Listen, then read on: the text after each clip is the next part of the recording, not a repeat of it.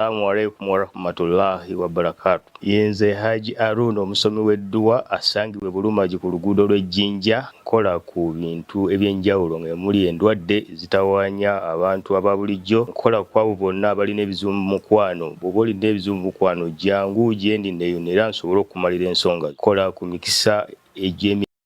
Nkola ku abo abaagala okugenda ebweru muntu ng'okozesebwa amajiini okozesebwa saitwani ebyo byonna mbikolako. Osobola okozesa ennamba z'olaba ku screen oba okuweereza obubaka ku WhatsApp. Assalamu alaikum warahmatullahi wabarakatuh. Yenze Haji Aruno omusomi w'edduwa asangibwe Bulumagi ku luguudo lw'Ejjinja nkola ku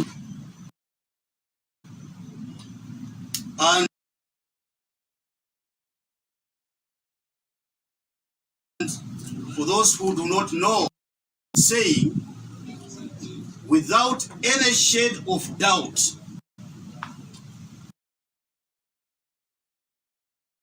been in the trenches to fight dictatorship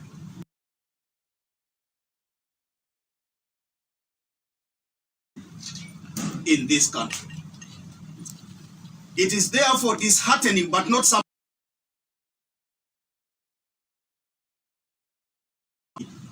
And take it to Mr. Museveni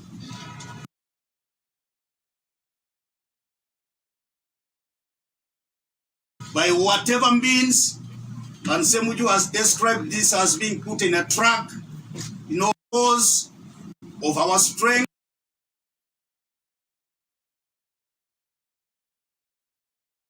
as political leaders.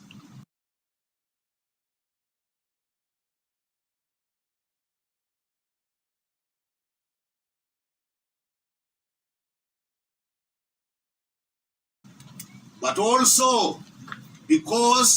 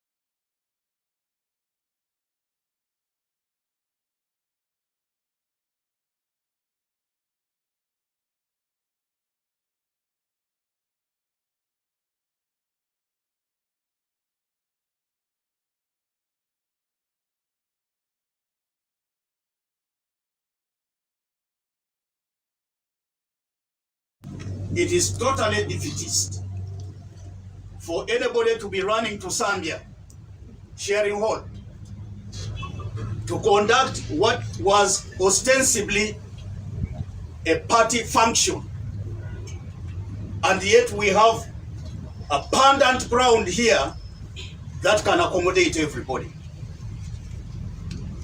It is total cowardice for anybody, whatever his or her size, to go out of an area where we can participate in active debate, because a few kilometers from here, as if this is not recognized as our home. I would like to address the country on what has possibly created this kind of situation. Number one is the two centers of power that we have in the party today. In 2012, when our founding father decided to leave the leadership of FDC, it was generally accepted that there was a need to fight the dictator leading a cruel junta using two prongs. The first prong that we prescribed as medicine to this dictatorship was activism, or defiance as it's commonly known. The second was elections. The formation of the People's Government, whose founding I was part of, was meant to reclaim our victory of 2016 using civil disobedience. Of course, we ran several campaigns together with the president, the People's President, Dr. Kizza Besigye, running risky ventures across the country, some of which led to fatalities, including death. And therein lies our foundation. Therein is our DNA, the foundation of which was built on defiance, the foundation of which was watered by the blood of common Ugandans.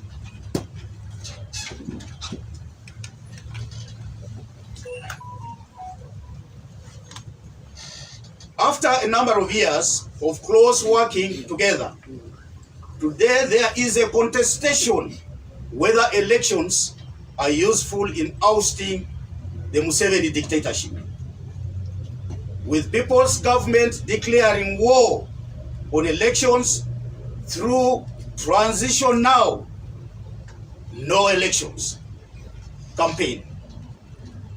This approach conflicts with Article 12 of the FDC Constitution, which commands members to register and vote and to canvass for votes. Ironically, the Deputy President of the People's Government, who also doubles as the Lord Mayor of Kampala, Elias Lukwago, continues to hold an elective office, making it unbelievable that this is a serious campaign that is being brought to Ugandans. I see this as the highest hypocrisy amongst some of our colleagues who have chosen to preach water but drink wine. The FDC maintains that both elections and activism are powerful and useful tools and will be used hand in hand in our bid to bring down the dictatorship in Uganda. For any organization to strive, there is a need to have one central command. Today, the FDC finds herself having two competing centers of power, one residing at number 6 Katonga Road and the other at Najanankumbi. Both these centers of power are fighting for the same political space. We are going to be trying to work within a very short time to narrow the gap between the two in order for us work in harmony. The second issue that seems to be bringing this conflict is the issue relating to our election of 2021. As the country is aware, the FDC took a resolution to participate and field candidates in every position as much as possible. I was FDC flag bearer and definitely took the lead in this entire campaign on behalf of FDC in 2021 general elections, mainly in defense of my party. I took a great risk and made great sacrifices because I had the option of running and winning as member of parliament. We had piled pressure on Dr. Kizza Besigye, who had earlier declined to run for the 5th time. I am sure there were better prepared members of FDC to run in my place, but I firmly believe that some of them didn't do so for the reason of political preservation, which is really a natural political phenomenon. I was abandoned by people I worked with, and for many years, I ran a long campaign supported by a few fearless and committed comrades. And I wish to thank them so dearly for standing above self-interest. It is very strange that the same people who were sitting up there at the high table in Zambia, whenever I went to their areas, they just ran away from me. They hid from me.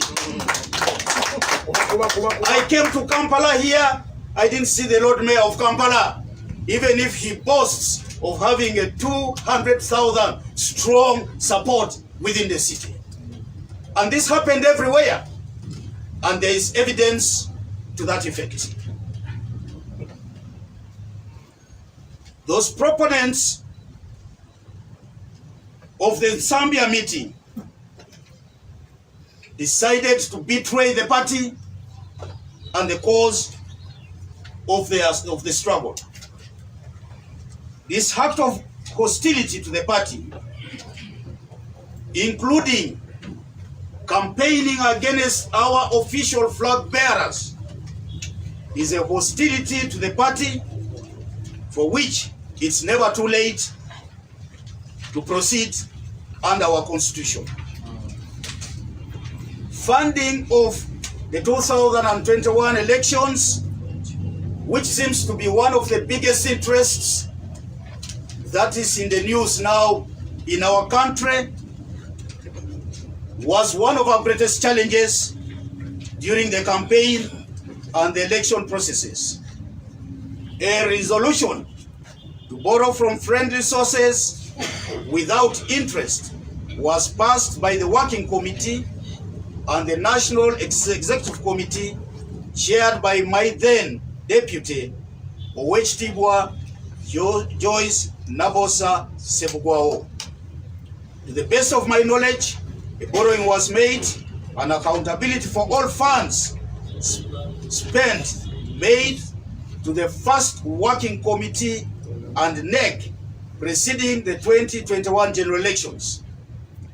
The audited accounts have since been presented to the National Council and the Electoral Commission. Non-public disclosure of some sources of funds for the campaigns,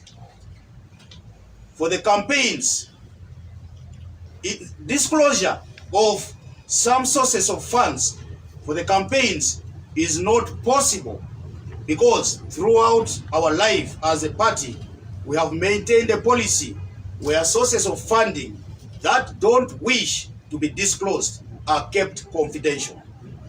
And we got to take note of this.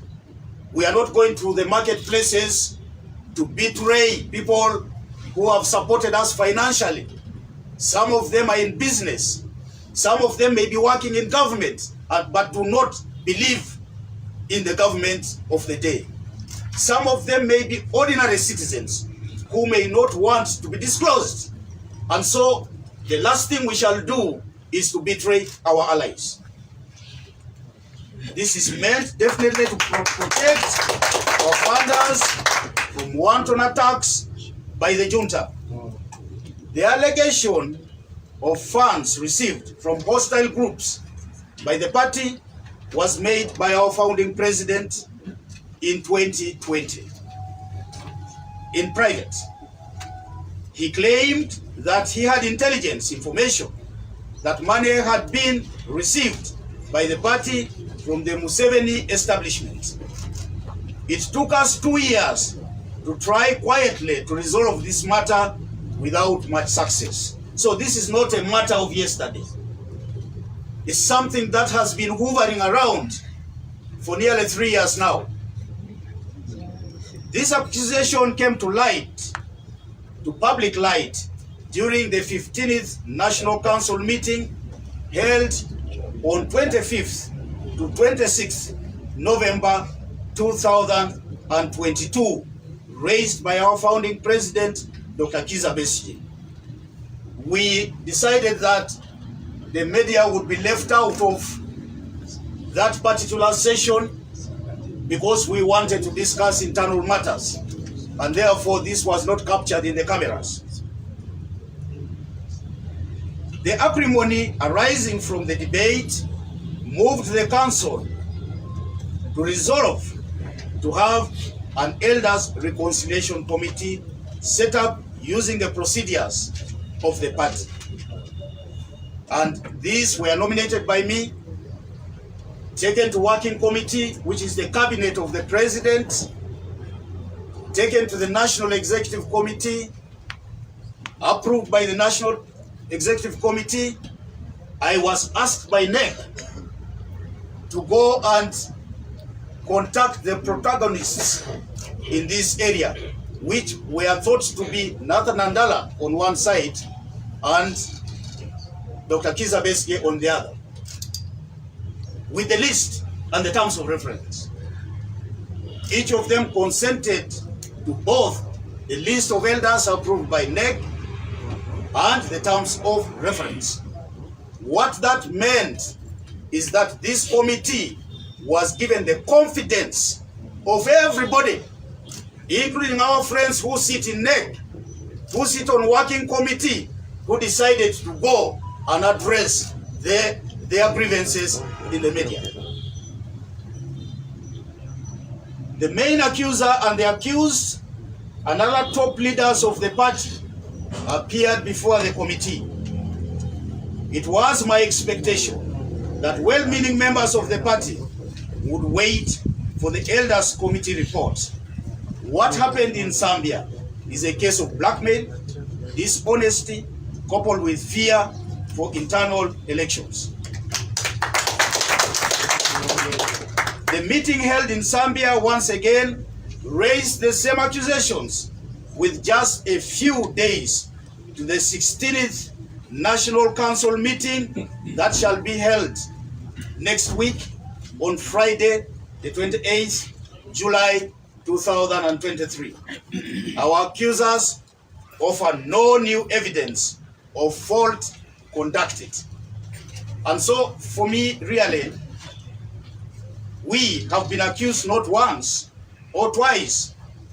We are subject of endless attacks on allegations being handled by the Elders Committee. The Zambia consultative meeting was one way meant to subvert the report of the Elders Reconciliation Committee, which is an act of sacrilege against the National Council and by default all the other organs of the party.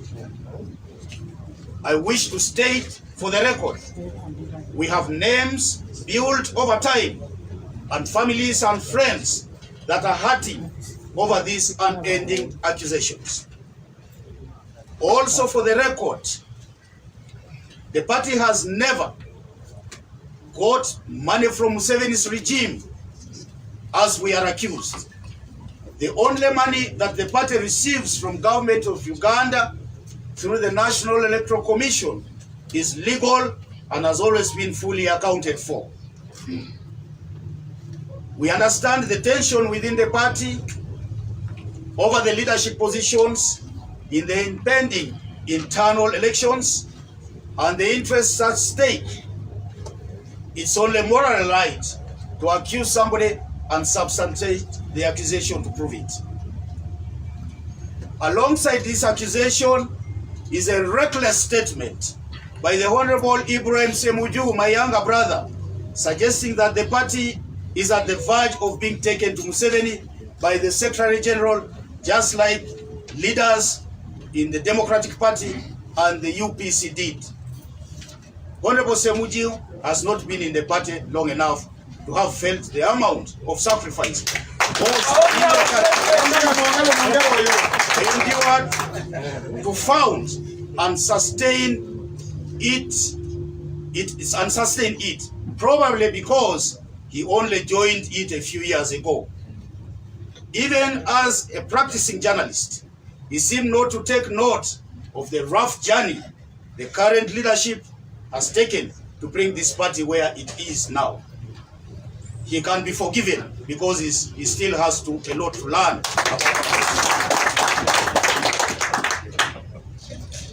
On internal elections as a conflict area, I would like to inform the country that NEC sitting on 12th May 2023 passed an election roadmap and guidelines. Later were approved. This set in motion an electoral process that will be run independently by our party electoral commission. NEC sitting on 16th June 2023 debated a possible extension of actual elections, and upon approval of a motion moved by Virginia Mgenyi, the election roadmap was extended to allow time to resolve internal disputes. This extension of the roadmap is now being implemented, and our election in the villages will commence on 21st July 2023. I would like to make a clarion call for our accusers to participate in this election. We will not allow anybody to fight a democratic process, because it is upon this that we have one of the greatest leadership democratic credentials ever in the politics of this country. A new accusation, unfortunately, by Honorable Semuju is that ISO is compiling, ISO has been recruited in compiling the FDC party register. As per the party constitution, Article 15, every party member shall register at their village, which is the party branch and the nucleus. Therefore, we need to understand that these registers were actually identified by the party, district party chairpersons and the leadership in the districts. It is therefore one of the greatest insults for any member of the party, most especially a senior member who speaks for us, to go and even suggest that ISO is in control of the party. All of us as the FDC are duty bound to protect the name of the party, and any allegations leveled against any party leader should be truthful and provable. The FDC party is implementing the roadmap to elect new leaders from the village up to the National Delegates Conference, who shall elect the new NEC in November 2023. these allegations that are intended to put to disrepute the leadership and the membership of the FDC are not going to be taken lightly. And as president of the FDC, I am going to move for disciplinary action to be taken against these errant police officers.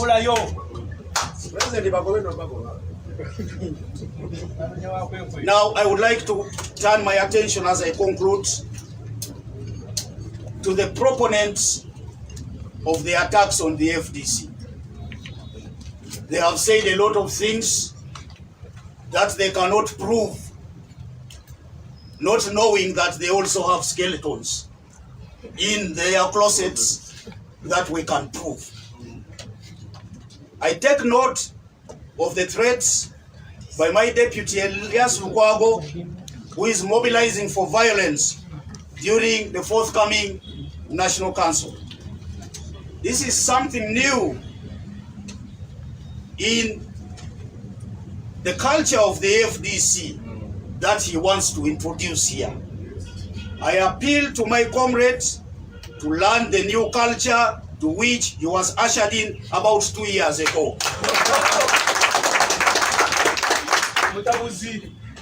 I have, of course, the record of the Lord Mayor is very clear.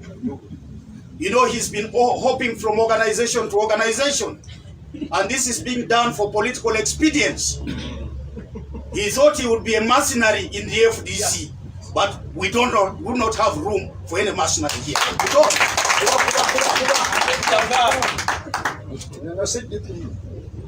I took exception to the alleged dealings between Lord Mayor Lukwago with General Saleh. It was public knowledge. You displayed documents in the media and everywhere where General Saleh threatened to withdraw his political support in a handwritten document on ordinary paper. We got concerned about that. And naturally, as the chief executive of this party, I had questions to ask. When I raised this matter with him, he got angry, personal, and almost physical. He told me that this matter was between him and General Saleh, and I should keep off it. So I decided to step back and see whether this would be resolved between the two. But as far as I understand, it's not yet a resolved matter. As Deputy President coming from Uganda, he is expected to provide leadership in the running of the party programs in the region. Unfortunately, he has been reluctant and resisted implementation of activities of the party in Uganda, instead preferring to be in cohort with the National Unity Platform. He has also not been receptive to defiance and activism, because I would imagine that being a person who is in control of the city of Kampala, he should have been our frontline soldier in activism.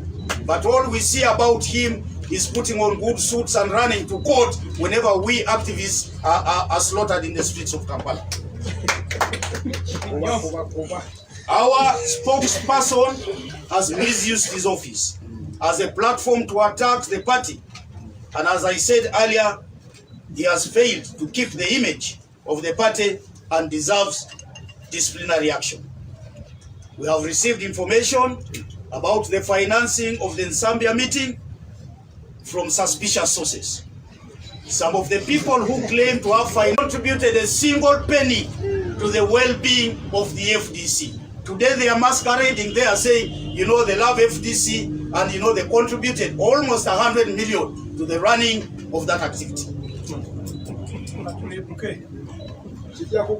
It is common knowledge in the public that the Honorable Semuju remains one of the most traveled members of Parliament.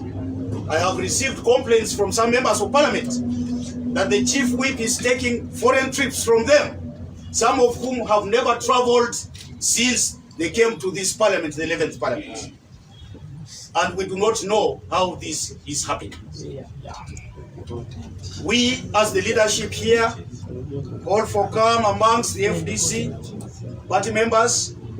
This is our party, for which we have invested our youthful energies and lives, and we shall never sell it to anyone at any amount of billions of shillings as accused. With humility, we implore you to build strong grassroots structures on which the present and future leaders of our party shall stand. I see the group there clamoring for leadership here, wanting to destroy this party using that mode to ascend to leadership. What do they want to do? To come and preside over a destroyed party? I think they should rethink their steps. Before anybody hangs us, we are humbly appealing to our comrades who have chosen to accuse us. Don't be the judges in your own case. With the accusations on our heads, we shall be coming to you, our party members, in your respective localities, in the hills and the valleys of this country, in the nooks of this country, to defend your party and to defend ourselves. In conclusion, we are well aware of both our friends and adversaries. Of course, NRM under Museveni cannot be our friends. They can't. And this is the reason why, despite the opportunity to participate in IPOD, even at the highest level, we have shunned meeting Mr. Museveni either in public or in private. We will cherish and support our friends while continuing the fight against this dictatorial regime that has sucked the lives of Ugandans. I thank you very much. One Uganda, one people, one people, one Uganda.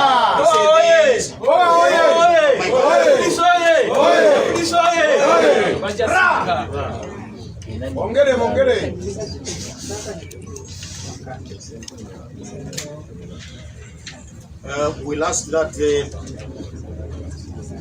the cameras now face the Secretary General, who is the custodian of many things in this party.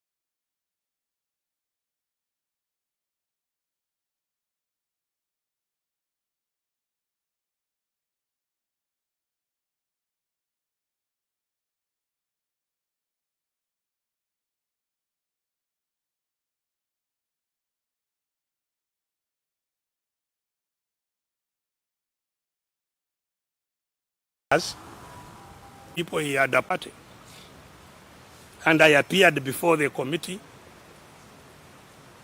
But while the committee was sitting, the committee they themselves appointed was sitting, they set up on a campaign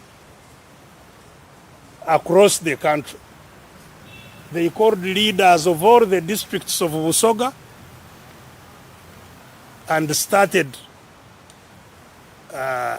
discussing what the committee they set up was supposed to handle. They started showing how Besigye is the problem, how he has received money, he never accounts, how he has, I don't know, done what, how he's a tribalist, he doesn't want people from the east, and so on and so forth. From Busoga, they went to Mbale and held a meeting with all the districts of the other east. Then they went to Lango and held a meeting with the districts of Lango, went to Acholi, went. In the meantime, their committees here seated. In fact, in one of the meetings that was in Busoga, the chair of the committee was also invited there. And that has eventually created a problem even within the committee. So, I think all that is possibly what culminated in some of our members deciding to talk amongst themselves about how to save the party. The ones who were convened by Honorable Semuju. I think now, and they are working on their own. I am not involved with them, but I think they considered that where things had reached, they should invite leaders of the party and see how to rescue the party. The other contradiction that is there is, of course, about the election, because the FDC elects its leaders every 5 years. The last election was supposed to be in 2020. That's when the term of all our leaders expired, 2020. But when it expired, the party thought that it was inopportune to hold elections then because of the COVID pandemic.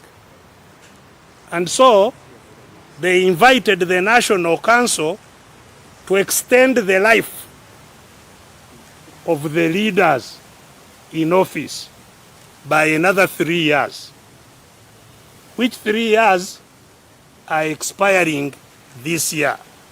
So there is supposed to be an internal election renewing the entire leadership of the party this year. That has become another point of contention. And I am not really familiar with all the details there. Maybe you should interrogate them and the other members of the party. But I know that there has been controversy over the management of that election. With the Electoral Commission especially, just like happens in all areas where capture happens, the Electoral Commission seems to be accused by some members or leaders of the party that the Electoral Commission is captured and acting in a manner that cannot lead to an acceptable outcome. There have also been some other contradictions, I think, relating to the impending elections. So there is a controversy. Some people say next sat and took a decision to stay elections and first do certain critical things, stay while doing certain critical things. Neither was the election stayed, nor were those things undertaken. So there are issues to do with the electoral process. And in the meantime, the National Council, which set up that Elders Committee, is supposed to now sit on the 28th of this month. It's been reconvened to sit on the 28th of this month. And but in the meantime, the elections, while that controversy has not been resolved, which the National Executive, I think, was advising that they should first resolve these controversies so that they go into the election in a harmonious way. The other members or leaders of the party are saying, no, we don't care about all that. We shall go on with the elections, whether you like it or not, and whether there is national council, whether NEC says what, we shall go on. So there is now clearly, I think, confusion in the organs of the party. That is what I can see in terms of specifics and my role in them. Where do we go from here? Or where does FDC go from here? I think without the leaders stepping back and taking a breath to calm down, the crisis will definitely escalate, and I can't predict where the party will end, but quite likely where others have ended. That's a likely trajectory. Because you see, what happens is, once people who are in the party now start acting against others, and others seek to resist them and so on, quite often those who are in power tend to revert to the state to protect them against their members.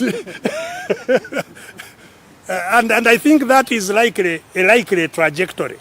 If leaders don't step back and reflect on whether that's where they want FDC to go, I think it's important that leaders stop back, because there is now like an outright war.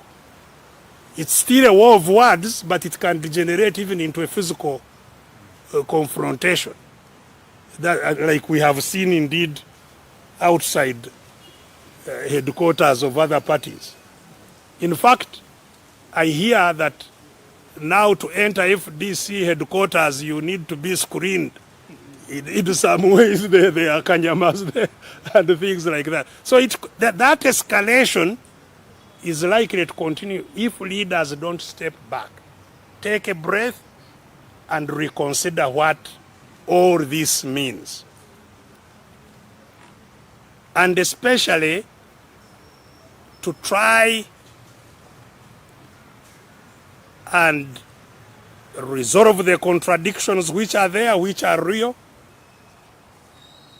But more especially, since this is also, and this is why this is very dangerous, because it is happening in an election year, internal election year. So, even before the election starts, you are at war. There is no way the managers of the elections are suspected to be uneven-handed. And that spells disaster. So I think it is important that all these grandstanding elections must continue, whatever should be avoided. I think time should be created by the party leaders to resolve these contradictions, to have a credible process, a process in which all members are confident. These other issues can even play themselves out in the elections, and maybe there will be no way of stopping that. But that's sometimes what elections resolve. They resolve contradictions, provided the outcome will be respected by all. Because if they are not, then you are heading for a rupture. That is the unfortunate trajectory you may end up with. So I hope that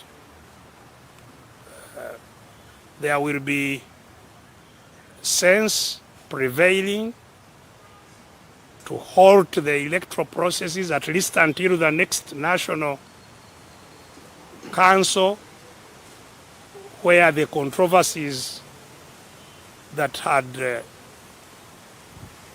been discussed by them and they appointed a committee can then engage with that and engage with the other issues that are causing controversies and hopefully get a solution out of it.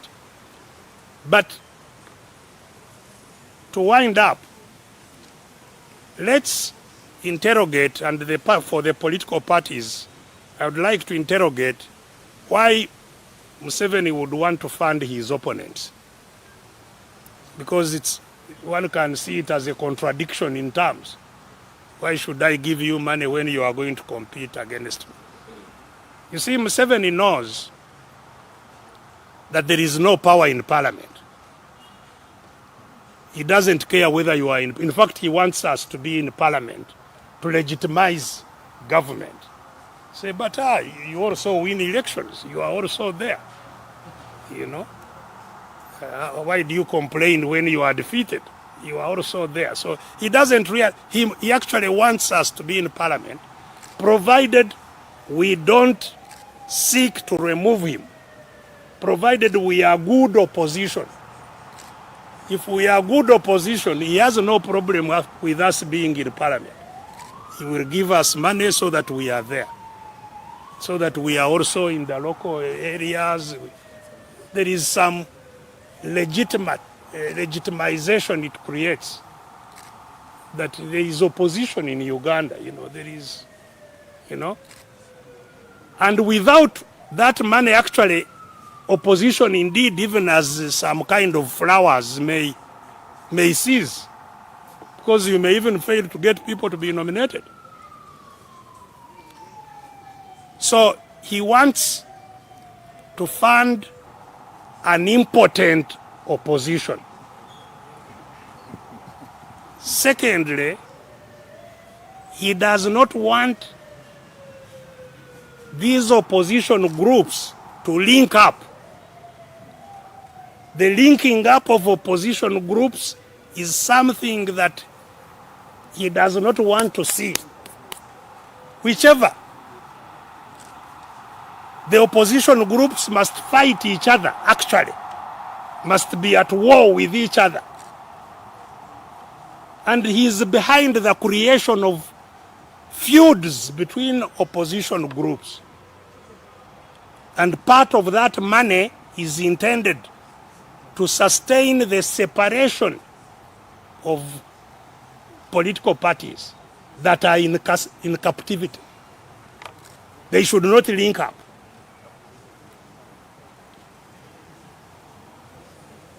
Now, if we don't do that, we will never get out of captivity. So that's why, for me, even now, yes, I'm affected by what is going on in FDC, because it has been a strong party with a strong mission of liberation. So if it is weakened, certainly we suffer. But at the end of the day, what will liberate Uganda is to have a linkage of all those who are in captivity, regardless of their parties. We must get together and not focus on his election, but focus on a resistance struggle to remove him. So he's opposed to both. He is opposed to any resistance struggle outside the elections. He wants just, if you are talking about elections, you are his friend. Why? Because election is the killing ground. The election is a prepared killing ground, which will never remove him. He knows resistance, activism, defiance has removed dictators, many, including here in Africa. So Museveni fears two things: fighting him outside the elections, whether with guns or without guns. That's his focus. So he pays money to the politicals not to engage in fighting him outside the elections and in not getting together to build a strong popular force that will achieve that. So it's up to us. And that's where I end this. Sorry, it has been long, I think longer than I expected. And for that reason, I think I shouldn't get into the Luganda. If you have questions, you can ask questions in Luganda and I can answer you in Luganda. Thank you so much.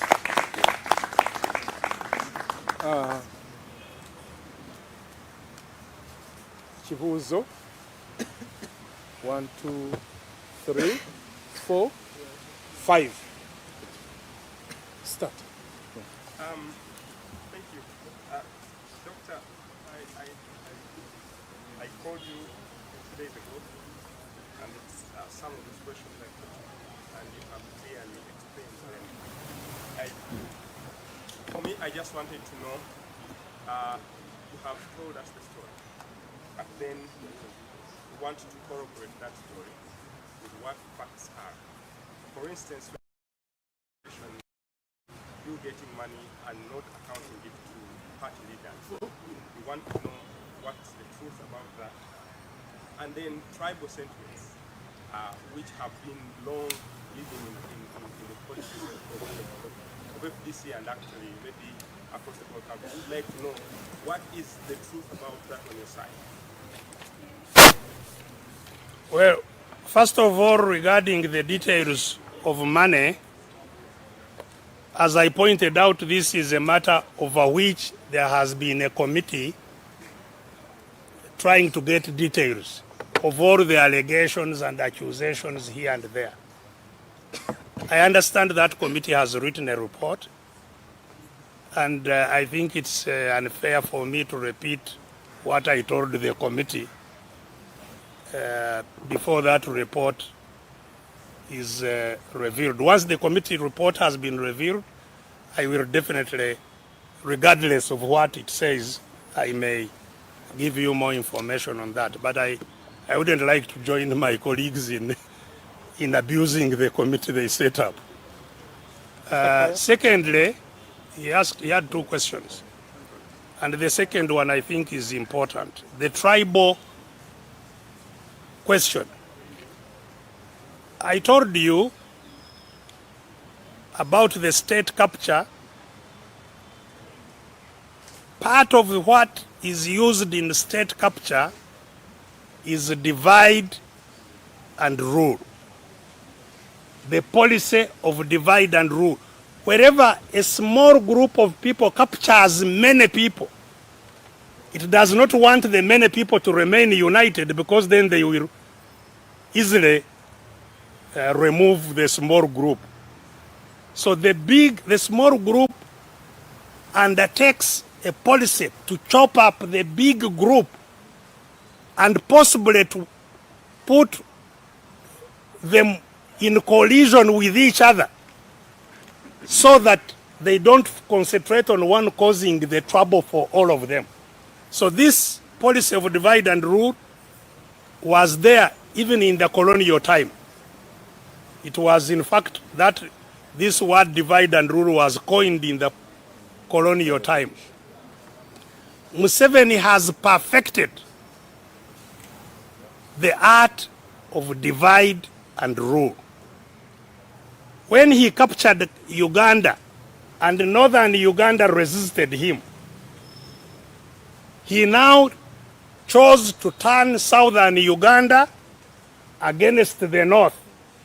And if any of you remembers the election of 1996, his first election, he got the national paper then and put on its front page scars.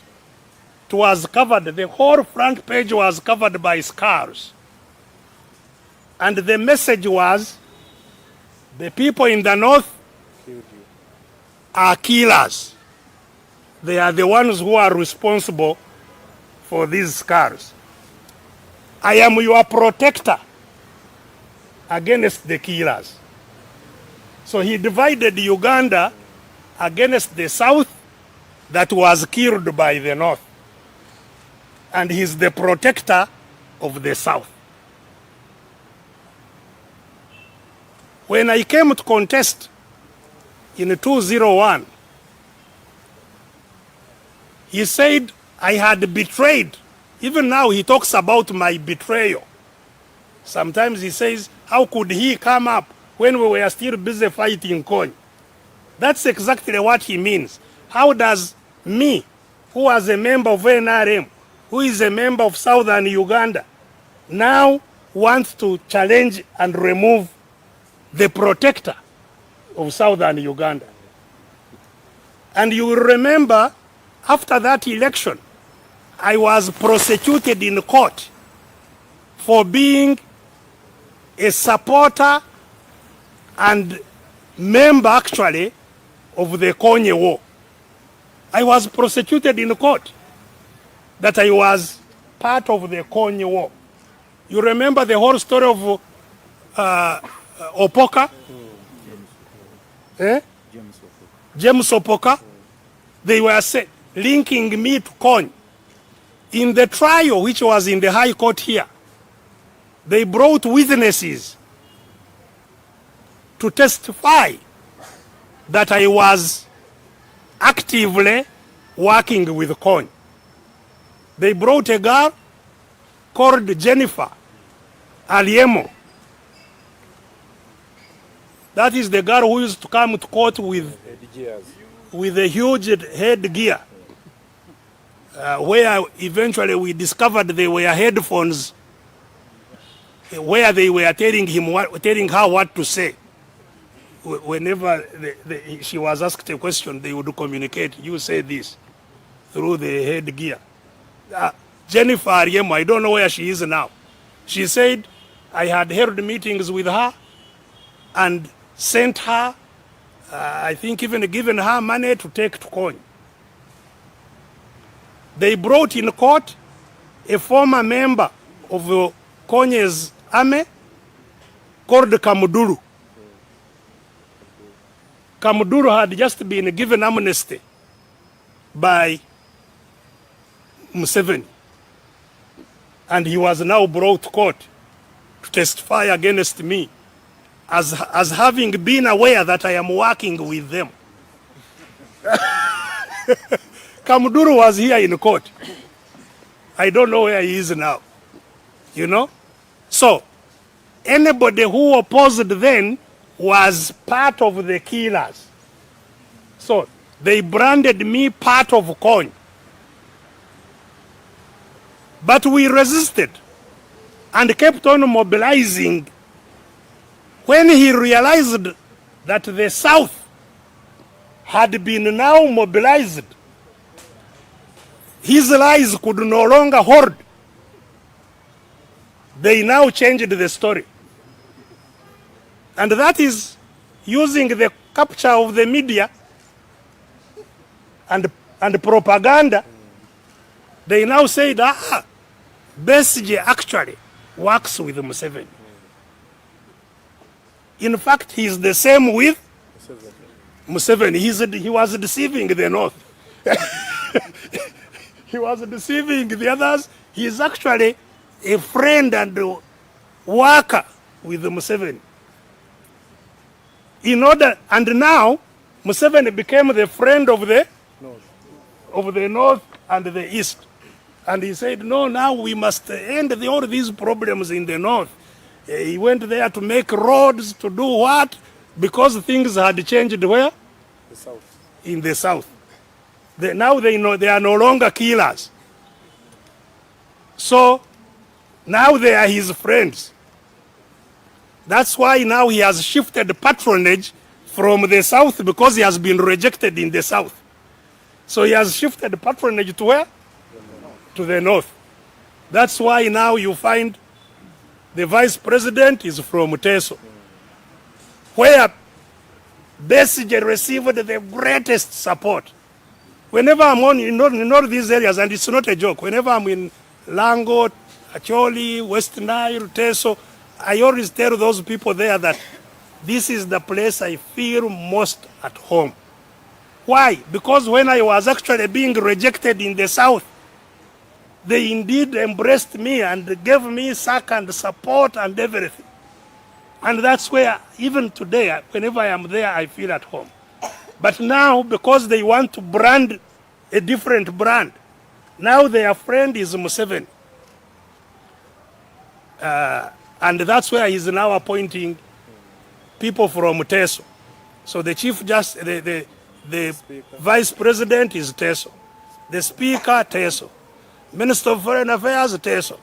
And others, these Erweru, or even in the army, those Erwerus coming up, the other one of disaster preparedness and others, you know, the IGP and so on. Now it was focusing the patronage to the north.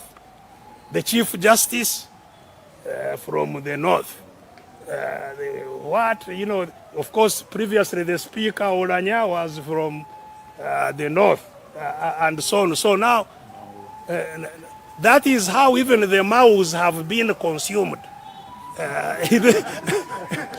They see him now in the north, you know, so patronage is now in the north. And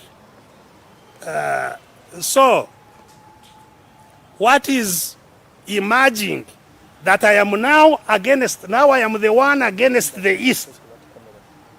I will also hear it, I'm sure that I am now the one against the North.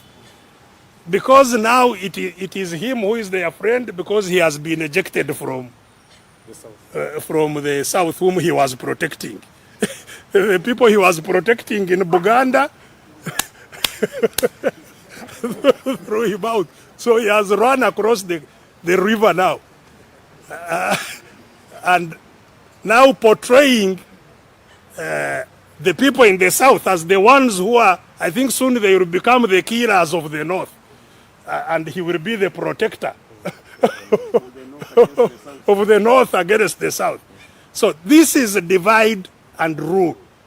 And when you hear somebody bring, and it's very painful, especially in FDC, for people, because this is, we thought that this is really a revolutionary party with one Uganda, one people. That is what makes us. So to start infusing tribes is extremely shameful. Because if I was against the East, I am accused of having brought Amuriat against Muntu. So where was Muntu coming from? And where was Amuriat coming from? So why would I then fight Muntu and the other one?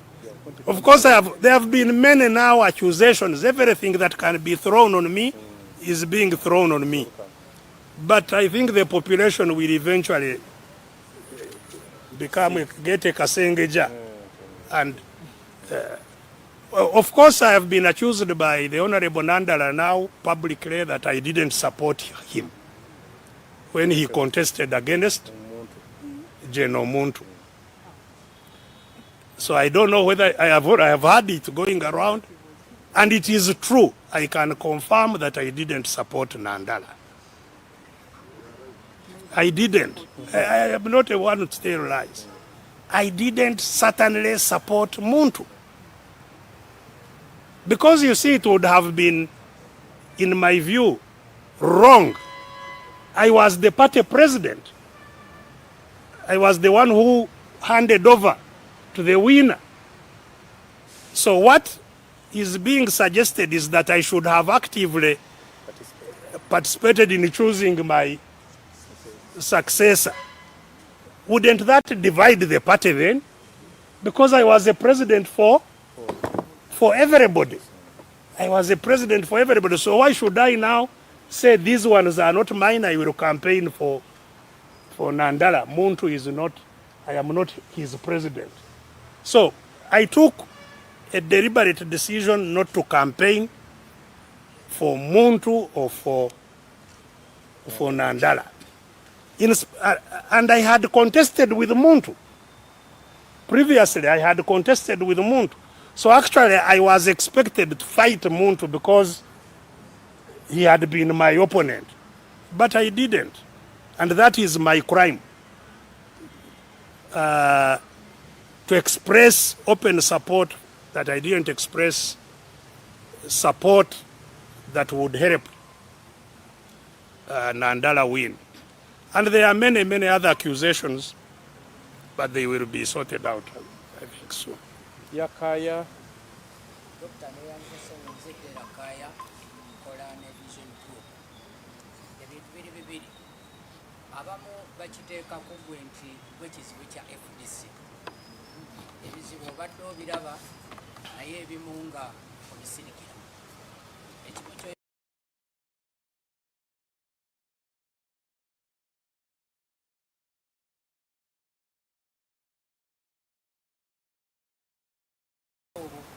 abamu ku bamemba abanene ne bazifuna. Ekyo bamemba abawansi mu FDC ne bagwamu amaanyi. Basigala nga bagamba mwamanya ensonga ezo ne mutazoogerako. Osanga olwaleero ekisajjuse kugejjanga bwe kiri. Ekyokubiri nti mu kiseera we wabeerera nga bate president okuzimba emirandira gy'ekibiina okuviira ddala wansi kwali kutono. Osanga ge malibwa agalimu ng'ebizibu bye tulaba olwaleero bifiira ddala mabega mbo bisanja byo kyenjagala okutaanyako. Should I bring another question so that you answer them all? Okay. Bate? You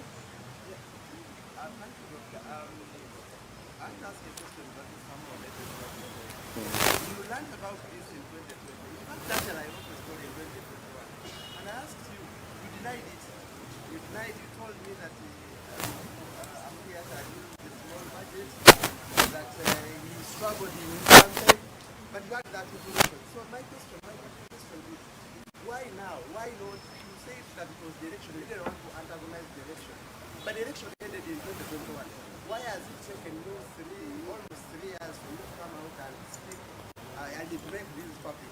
And number two, you have said that you don't believe in political parties as means of bringing about change in Uganda. So do you think that it is worth fighting for the FDC? After all, you don't even believe in parties as means of bringing change in Uganda? That you take questions in Uganda. Yes, Well, I think the ones who want answers in Uganda will ask in Uganda. Yes. I take that those need questions, need answers in English. Yes, Doctor, nze ali bikula ne NTV nayo bwefundoza ndabusatu okusookera ddala twagala tukifune mu bulamu bukufu ddala ekibiina ekya FDC kyafuna ssente okuva eri President Museveni mu kalulu aka 2021 omukulu Patrick Amuriat bwe yali nga yakwatidde ekibiina ekyo bbendera then n'ekirala bw'obanga wakimanyako olina kyokonyeeko nga kiraga nti waliwo some kind of blackmail okuva eri abakulembeze abali mu kiseera ekyo nga bagamba nti nga gwe bwewazifuna wali tosobola kubanga ozidisclosinga then FDC eyolekedde ki naddala mu bino ebigenda mu maaso kubanga kakati waliwo embeera eno. Canary?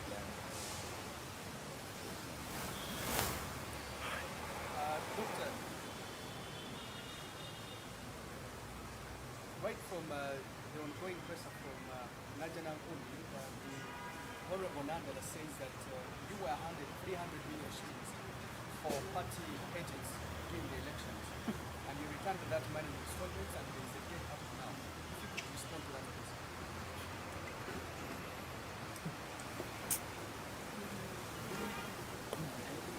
I guess those are all. So first of all, You wait. why saying didn't I speak out quickly about the problems that were emerging in the party? It really, you have to understand, I have two issues First of all, I was the party leader and stepped down, and other leaders were appointed or elected. There is a danger, and in fact I have been very, very unfairly accused by many people that I still breathe behind the necks of those who are now running the party. And it can really happen to keep on interfering with the management of the party as if you want your own ideas to continue in the leadership of the party when you are no longer a leader. So I have really attempted to not engage myself in the running of the party or trying to, comment and influence what goes on, so that leaders, take charge of their parties. Occasionally, and it is only very occasionally, when I may meet a leader and comment about anything on the party. I have been interacting with them, but not on party matters. We've been interacting maybe on how they could help in the broad struggle that we are engaged in, the resistance struggle, but not on party matters. And I believe they can, testify on that. Never get involved. But secondly, even where you think you should be involved, the nature of involvement is important. Because you must first of all exhaust the internal mechanisms of resolving any contradiction for that contradiction to go to a wider membership of the party. And as I have told you, that is, in this particular regard, that has been my approach. When I first got the issues, I discussed them with those directly concerned with it and nobody else. In fact, hardly anyone got to know about this until when I talked to the wider leadership in the National Council. It's also a small organ. It consists of district leaders. But that is now, I had now escalated it to a higher number of people to know about it.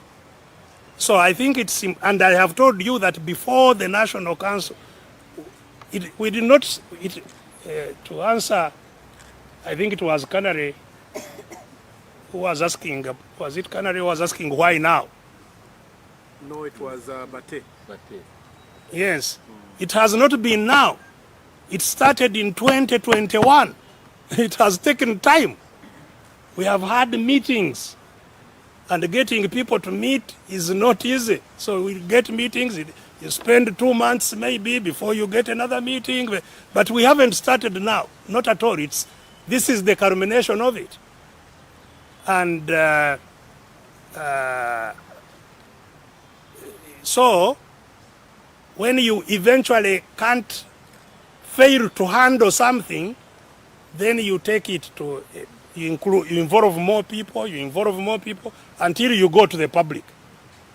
By the way, even when we were breaking with NRM in the 80s, in the 90s, especially 90s, that's exactly what happened. We had many meetings, internal meetings, but they were not resolving anything. We escalated it to have more people involved. Still nothing worked until it